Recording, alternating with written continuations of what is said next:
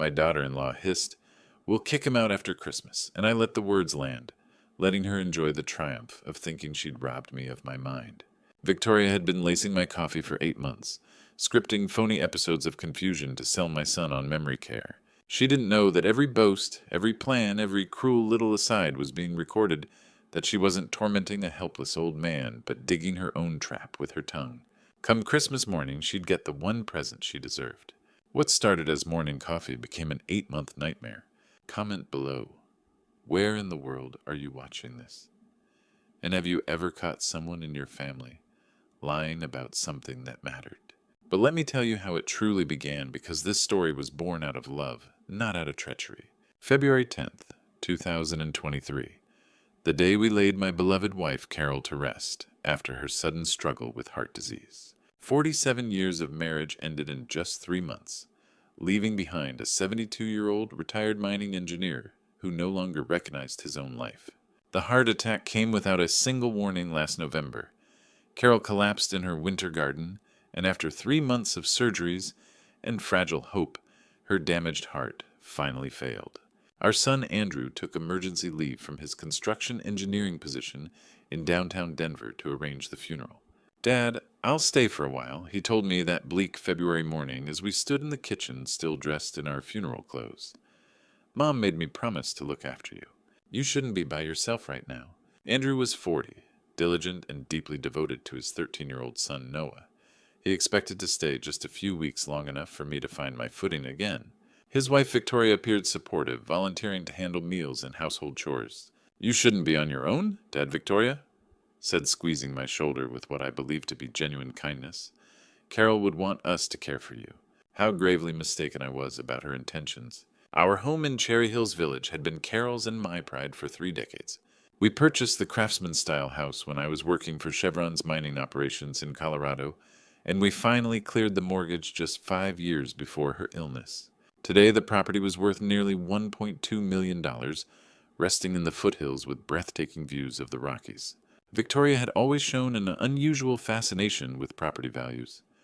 During Carol's illness, she often remarked on neighborhood sales or mentioned luxury builds in nearby Greenwood Village. Carol and I assumed it was simply nervous chatter during stressful hospital visits. We were blind. By March, Andrew had adjusted to working remotely while helping me sort through the endless paperwork that follows the death of a spouse. Insurance claims, pension transfers, bank notifications. The red tape of grief seemed infinite. Victoria visited daily, bringing groceries and offering to cook. She paid particular attention to my morning coffee ritual, insisting that I needed strength during this difficult adjustment. "Grief is hard on the body, especially at your age," she would say, handing me my favorite ceramic mug filled with the dark roast Carol had always brewed each morning at 7:30. "You must keep your energy up, Dad. Carol would want you to take care of yourself." I welcomed her concern. That morning coffee became a ritual of comfort, a fragile thread of normal life in the chaos of mourning. Victoria would arrive early, start the coffee maker, and sit with me while I read the Denver Post, just as Carol had always done. "Routines matter," Victoria would remind me. "Stability helps the healing." Looking back, I now realize that by the 1st of April, Victoria had made her deliberate choice. Andrew's temporary stay, my exposed vulnerability in raw grief, and her awareness of the property's immense value had created in her eyes the perfect chance. The daily coffee she so kindly served was never about care or recovery. It was reconnaissance, preparation for something far darker. She was about to begin dismantling my life one coffee cup at a time, while my son slept peacefully upstairs, unaware his wife was preparing to poison his father. April 1st arrived with Colorado's unpredictable spring weather, and with it, Victoria began her carefully orchestrated plan. That morning, as I sat reading the Denver Post, she handed me my usual coffee with her practiced smile. "Here you go, Dad. I made it stronger today. You seemed tired yesterday." What I didn't see was the crushed Ambien tablet she'd stirred into my dark roast. 10 milligrams of sleeping medication, tasteless and odorless. When mixed with caffeine, it created delayed confusion that mimicked grief-related fatigue. Within an hour, the fog descended. My thoughts scattered, words stuck in my throat, and crushing exhaustion settled over me. I blamed it on losing Carol, the stress of adjusting to life alone. "Maybe you should rest, Dad," Victoria suggested, helping me to my recliner. "Grief affects everyone differently. Andrew, working from Carol's former sewing room, would find me dozing or staring blankly at the television. His concern was genuine and misplaced. "Dad's really struggling," he told Victoria in late April. "Maybe we should talk to his doctor about depression medication."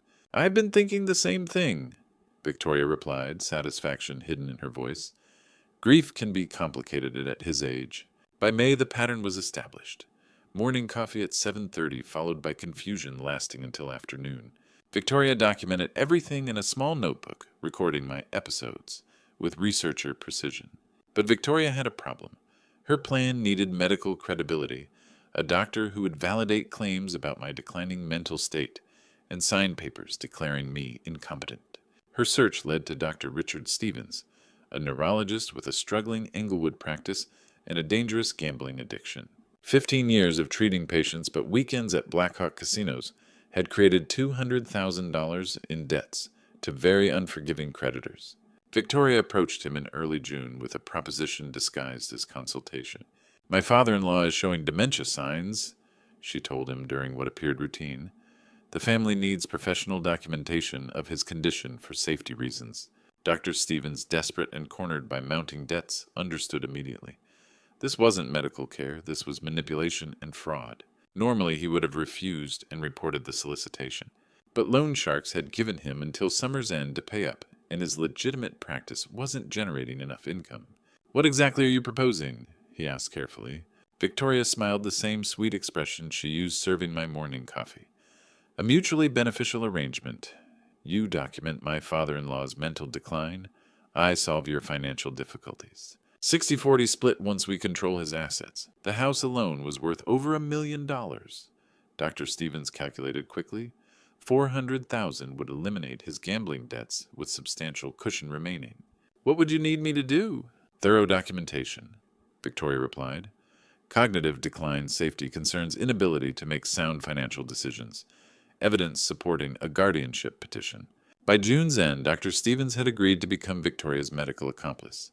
The conspiracy was complete. A daughter-in-law with access and opportunity, plus a corrupt physician providing fraudulent medical opinions. Their plan was elegant in its simplicity. Victoria would continue the daily poisoning, while Dr. Stevens prepared official documentation of my supposed mental deterioration. Together, they would present a compelling case to the courts that I was no longer capable of managing my own affairs. The morning coffee routine that had seemed like loving care was actually the foundation for stealing my life home and independence. Two people had seen my grief as their golden opportunity, and I remained completely unaware that every sip was designed to destroy me. Andrew continued working upstairs, grateful for Victoria's attentiveness to his father, never suspecting that his wife was systematically poisoning the man who had raised him with love and integrity. By July, Victoria and Dr. Stevens had perfected their system. With medical credibility backing her claims, Victoria moved to the next phase, controlling my finances and isolating me from the active Colorado lifestyle that had defined my retirement. "Dad, we need to talk about your expenses," Andrew said one morning as I struggled through another ambient fog. Victoria sat beside him, papers spread across our kitchen table. "Dr. Stevens is concerned about your cognitive episodes," she explained with practiced worry. "Yesterday you seemed confused writing checks. We found 3 overdue bills. Bills I'd never seen. Bills Victoria had hidden after intercepting them from our mailbox. I should handle your finances temporarily," she continued, "just until you're feeling better. My Chevron pension was $4,200 monthly plus Social Security. More than enough for a man with a paid-off house and simple needs." But through my medicated haze, I couldn't form words to argue. Andrew squeezed my shoulder. "It makes sense, Dad. You've seemed scattered lately. Mom would want us to help." That afternoon, Victoria drove me to First National Bank on University Boulevard, where I signed papers transferring financial control to her. The manager, seeing my confusion and Victoria's apparent devotion, processed everything without question. With finances secured, Victoria began destroying my social connections. For 30 years, I'd hiked Front Range trails every Tuesday with retired engineers. We'd explore Bear Creek Canyon to Georgetown Peaks, staying fit and maintaining friendships. "Dr. Stevens thinks altitude changes might affect your balance," Victoria explained. "Maybe skip hiking until your episodes improve." My Thursday golf foursome at Cherry Hills Country Club had met 15 years.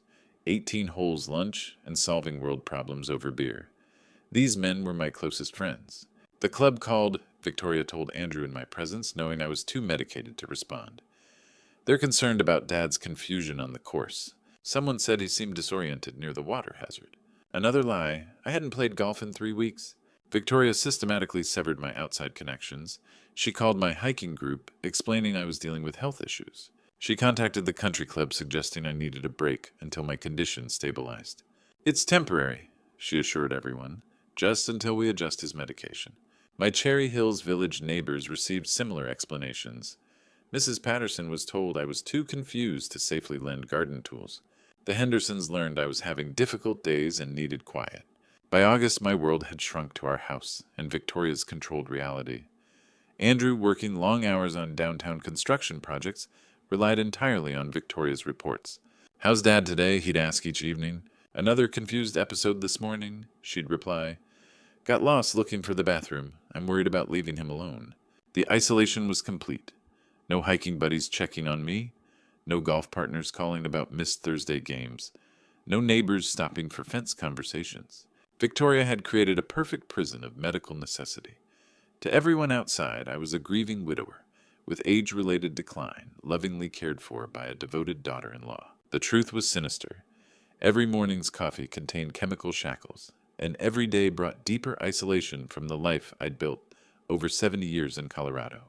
By September, Adrian Vayner had effectively disappeared from his own existence, replaced by Victoria's narrative of a confused old man needing constant supervision. The stage was set for the final phase of her plan, having me declared incompetent and committed to memory care, where I would slowly fade away while she and Dr. Stevens divided my life's work between them. October brought the first snow to the Rocky Mountains, and with it Victoria and Dr. Stevens moved into their conspiracy's final phase. My complete isolation was achieved. Now they needed to make it permanent and profitable. "We need to finalize our arrangement," Victoria told Dr. Stevens during a discreet meeting at a Littleton coffee shop. "Andrew is asking about long-term care options." Dr. Stevens reviewed his fraudulent medical files, fictional confusion episodes, imaginary aggression incidents, fabricated safety concerns, all documented to justify involuntary commitment. "I've prepared comprehensive documentation," he said. "Moderate to severe cognitive impairment, inability to manage affairs, danger to himself. Any judge will approve immediate memory care placement." Victoria smiled, the same expression she wore poisoning my coffee. "In our financial split, 60-40 as agreed. You handle legal proceedings, I provide medical justification. The house plus assets total approximately $1.2 million. Victoria had researched Shady Oaks Memory Care in Aurora. Monthly cost $4,800 covered by my pension and Social Security, leaving bulk assets free for their scheme. She'd also found a $600,000 Sarasota waterfront condo, already putting down $20,000 using money skimmed from my pension. The challenge was convincing Andrew. My son resisted institutional care despite my apparent decline. "Dad built this house with Mom," Andrew told Victoria one late October evening, as I sat nearby, too medicated to follow clearly. "It feels wrong putting him somewhere." Victoria had prepared for this resistance. "I understand, Andrew, but look objectively. Yesterday he got confused finding the bathroom. Last week I found him disoriented in the kitchen at 3 a.m. More lies delivered with maternal concern. "Dr. Stevens says his condition will only worsen. At Shady Oaks he'll have professional care, appropriate activities, and we can visit any time. Isn't his safety more important than sentimentality?" Andrew looked at me with genuine heartbreak. Through my ambient haze I wanted to scream. The truth, warn him about his wife's betrayal. But words wouldn't come, and my slurred attempts only reinforced Victoria's narrative. "Specialists recommend early intervention," Victoria pressed. "Waiting makes transitions traumatic for everyone." By November's end, Andrew reluctantly agreed. Commitment papers were prepared, backdated, and signed by Dr. Stevens. Shady Oaks had reserved a bed for early January. Victoria planned the timeline Christmas would appear normal to avoid suspicion, then immediately afterward, I'd be declared dangerous and committed. "It's for his own good," Victoria told Andrew, squeezing his hand with false compassion. Carol would want him safe and properly cared for. The conspiracy was complete. Victoria would gain legal control through guardianship, liquidate my assets, and split proceeds with Dr. Stevens. I would disappear into institutional care, slowly fading while they enjoyed my life's work. Dr. Stevens would pay his gambling debts and retire comfortably. Victoria would move to Florida, leaving Andrew and Noah behind once she had no more use for them. The trap was perfectly set. 2 months remained until my freedom would be stolen, my assets liquidated, my identity erased. Elder abuse disguised as loving care theft, masquerading as medical necessity. They had crafted what seemed like the perfect crime with one fatal flaw. They had underestimated the man they were trying to destroy. Their victim was about to become their worst nightmare. November 15th changed everything, though it started as an accident that would save my life. That morning, I woke at 6:30 feeling unusually restless. Victoria hadn't arrived for her daily coffee ritual, so I wandered into the kitchen, drawn by old habits from 40 years with Carol. I started the coffee maker myself, something I hadn't done since February. As it brewed, Victoria's key turned in the front door. "Oh, you're up early," she said, appearing with her practiced, concerned smile. "How are you feeling?" "Better, actually," I replied, meaning it. Something felt clearer. Victoria moved toward the coffee maker, reaching for my usual mug. "Let me fix that. You know how particular you are." But I'd already poured from the pot I'd made. "I've got it. This tastes fine."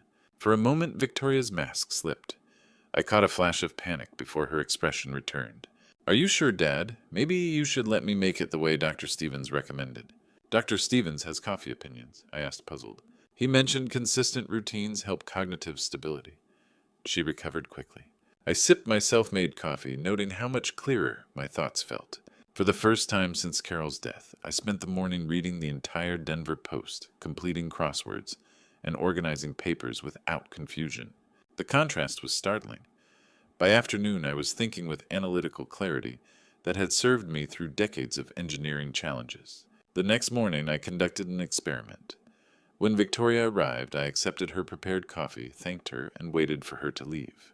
Then I poured it down the sink and made fresh coffee from the same pot. Again, mental clarity. No fog, no fatigue, no confusion. On the third day, I confirmed suspicions. Victoria's coffee produced familiar symptoms within an hour. My own coffee left me sharp. The conclusion was inescapable. Something in Victoria's preparation was causing my problems. That afternoon, I called Dr. Rebecca Martinez-Carroll's former oncologist. "Rebecca, I need private consultation. I have concerns about medications given without my knowledge."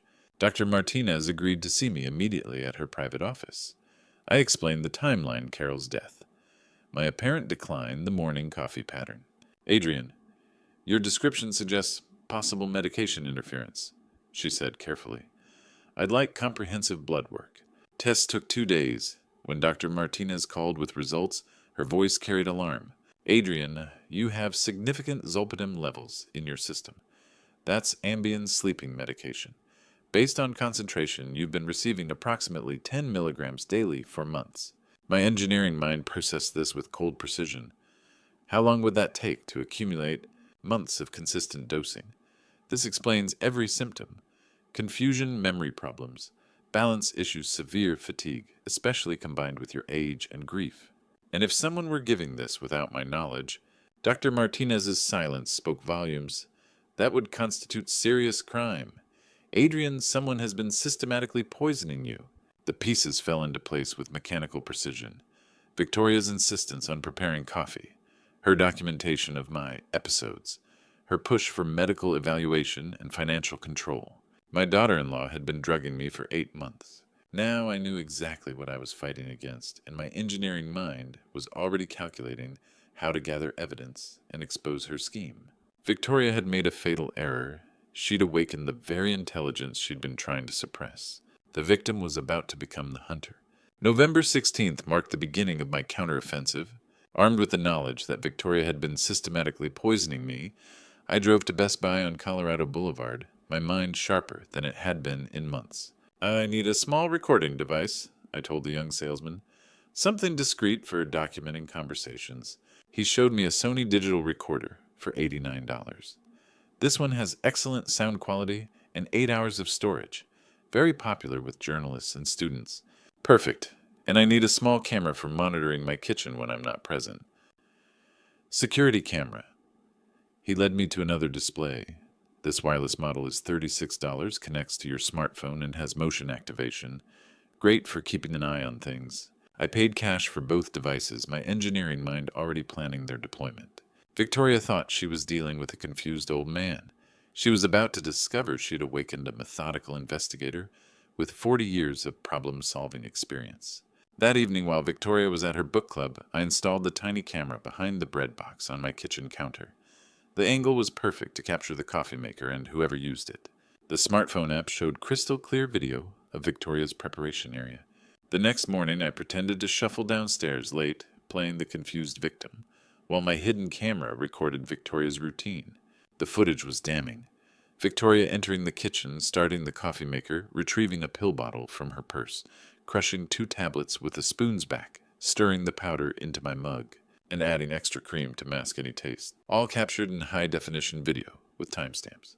But I needed more than visual evidence. I needed to understand the full scope of their conspiracy.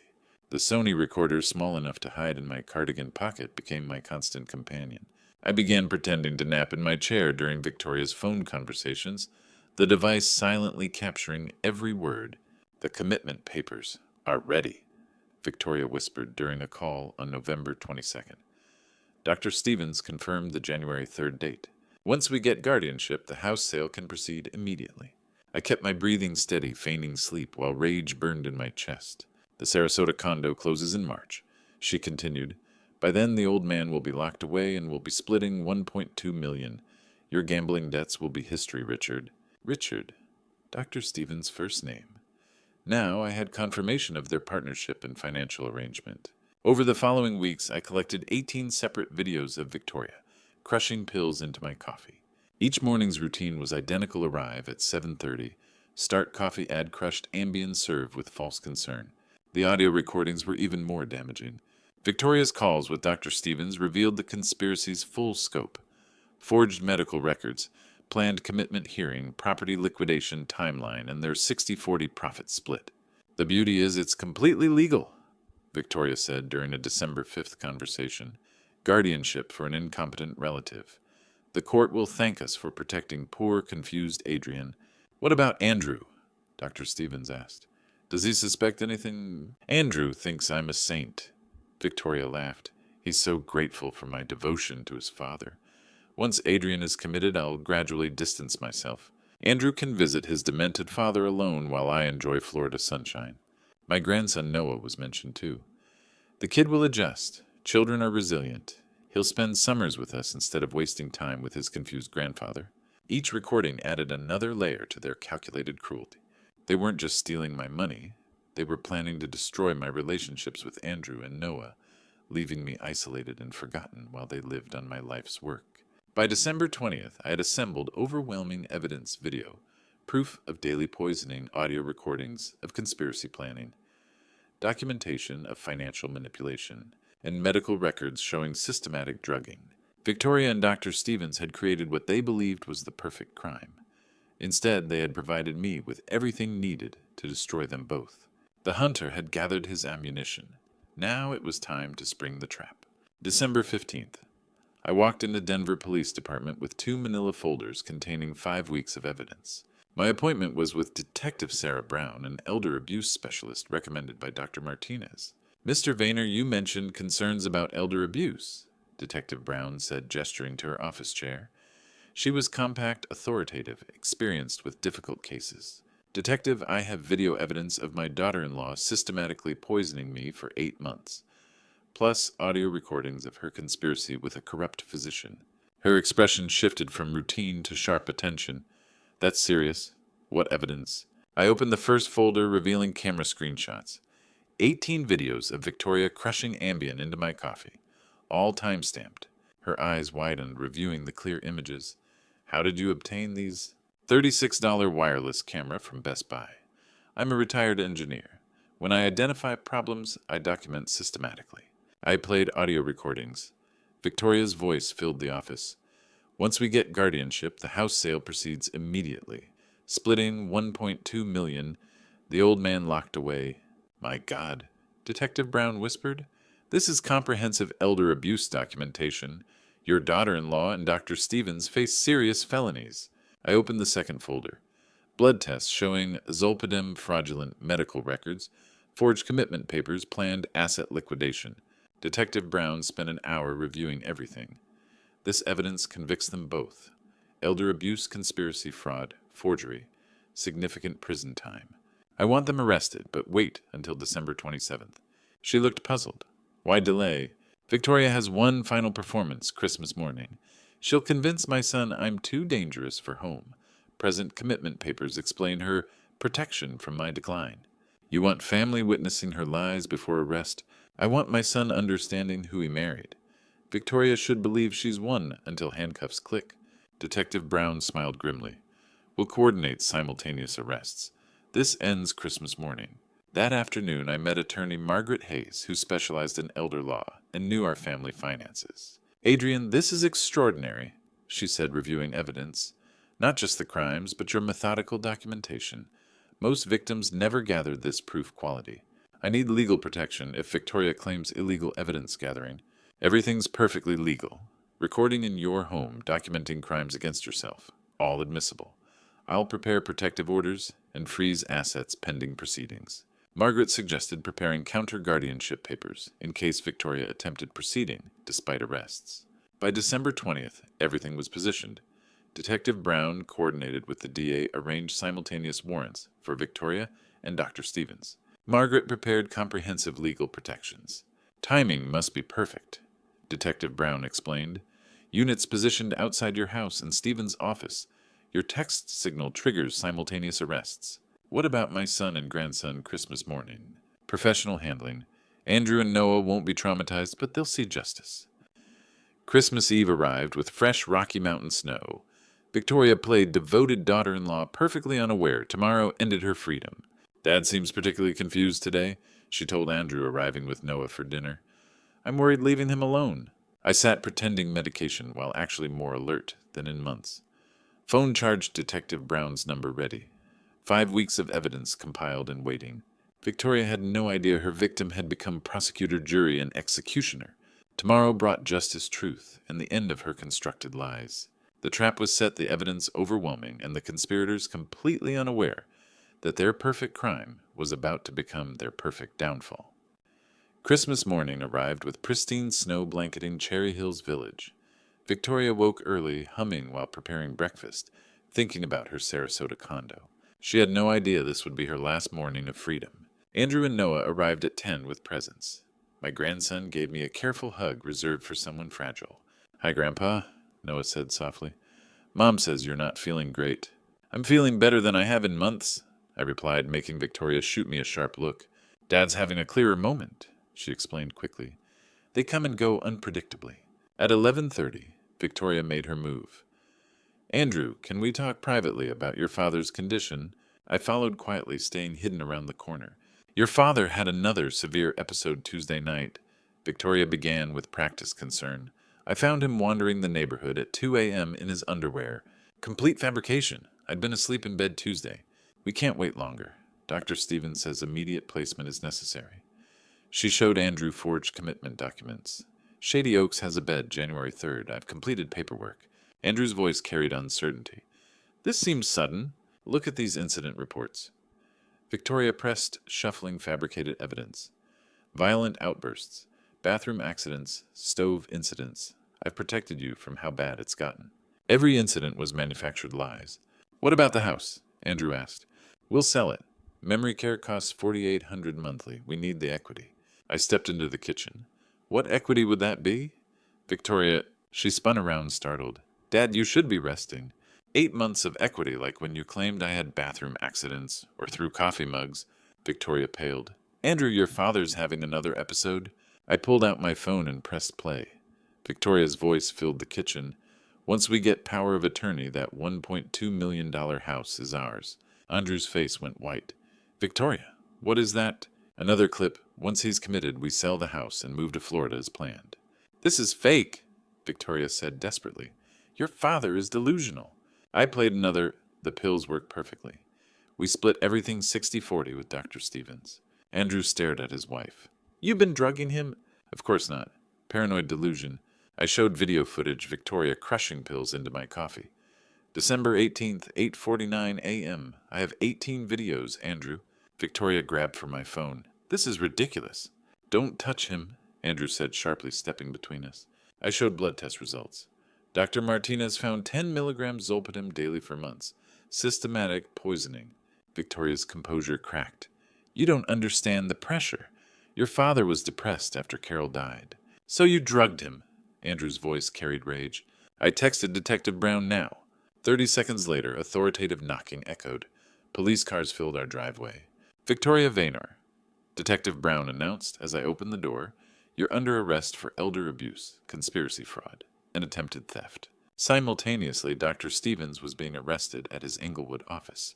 Victoria stood in handcuffs, her Sarasota dreams crumbling. This is insane. Andrew, tell them your father has dementia. But Andrew was staring at the evidence spread across our kitchen table. Recordings, videos, blood tests, forged documents. 8 months of systematic abuse finally exposed. Ma'am, you have the right to remain silent. Detective Brown continued reading Miranda rights, while Victoria's world collapsed around her. The conspiracy that had stolen 8 months of my life was over. Justice had arrived on Christmas morning, wrapped not in ribbons, but in handcuffs and truth. The investigation uncovered something far more sinister than my case alone. Within days of Victoria and Dr. Stevens' arrest, Detective Brown discovered an elder abuse network targeting 8 families across Denver. Your courage saved more than yourself, Adrian, Detective Brown told me in January. We found similar schemes involving 7 other elderly victims. Dr. Stevens provided fraudulent medical opinions, while accomplices drained assets from vulnerable seniors. Over 3 years, they had stolen nearly $4 million from families who trusted them with aging parents and grandparents. By March, both faced justice in Denver District Court. I attended every hearing, watching evidence I'd gathered help prosecutors build their case. Victoria received 5 years in state prison for elder abuse, conspiracy fraud, and theft. Her Florida waterfront dreams became a concrete cell in orange jumpsuit. Dr. Stevens got 7 years, his medical license permanently revoked. The judge noted his medical ethics betrayal warranted harsher punishment. His gambling debts would remain unpaid during incarceration. Your actions represent particularly cruel elder abuse, Judge Williams told them. You systematically poisoned a grieving widower, stole his money, and attempted permanent institutionalization for financial gain. With legal proceedings concluded, I faced decisions about my future. The house Victoria coveted was worth $1.2 million, but I'd learned something during 8 months of isolation. A home's worth isn't measured in dollars. I sold the Cherry Hills house in April, splitting proceeds thoughtfully. $600,000 went into a trust fund for Noah's education and Andrew's security. The remaining $600,000 established the Carol Vaynor Memorial Fund for elder abuse prevention and Alzheimer's research. Andrew protested. Dad, you don't need to give everything away. Son, your mother and I lived comfortably on my pension for years. This money can help other families avoid what we experienced. I moved to Sunrise Senior Living, 15 minutes from Andrew's house, not needing assistance, but wanting pure companionship and available security. Noah visits every Sunday for engineering projects in the community workshop. Andrew stops by twice weekly. We've grown closer through surviving Victoria's betrayal, together. I should have protected you, he told me recently. Andrew, she fooled medical professionals and police. She was skilled at deception. What matters is we survived together as family. The 8 affected families formed a support group meeting monthly to share experiences and advocate for stronger senior protections. Our testimony helped pass new Colorado legislation requiring additional guardianship oversight. Detective Brown often speaks at our meetings. Elder abuse hides behind fake smiles and false caregiving. We must never stay silent when something feels wrong. Today at 73, I'm healthier and more alert than before Victoria's poisoning began. My mind is sharp, friendships, genuine family relationships, stronger than ever. Sometimes the sweetest revenge isn't revenge at all. It's living well surrounded by people who genuinely care, knowing justice was served and other families protected. Victoria gets out in 2028. By then, Noah will be 18, old enough to understand who his stepmother really was. Andrew filed for divorce and gained full custody. The truth, as they say, really does set you free. The 8 months Victoria stole from me became the foundation for protecting countless other seniors from similar predators. My engineering mind, which she tried to destroy with daily poisoning, became the tool that dismantled her conspiracy and saved other families from the same fate. Justice served, family protected, hope restored. Looking back, I blame myself for being too trusting, too naive about the people closest to me. I should have questioned Victoria's sudden devotion after Carol's death. I should have recognized the signs earlier. But God works in mysterious ways, and perhaps my 8 months of suffering were meant to save 8 other families from similar betrayal stories. These grandpa stories aren't just entertainment, they're warnings. Elder abuse hides behind loving smiles and helpful gestures. When family members suddenly become overly concerned about your finances or health, pay attention. Trust your instincts even when medication clouds your thinking. I've learned that betrayal stories like mine happen more often than we want to believe. Victoria's scheme wasn't unique. It was systematic, calculated, and tragically common. But I've also learned that God gives us strength to fight back even when we feel most vulnerable. The greatest lesson from these grandpa stories: document everything. That $36 camera and $89 recorder saved my life and exposed a criminal network. Technology can be an elderly person's best defense against those who would exploit our trust. God blessed me with an engineering mind that refused to accept confusion as inevitable. He surrounded me with people like Dr. Martinez and Detective Brown who believed in truth over convenient lies.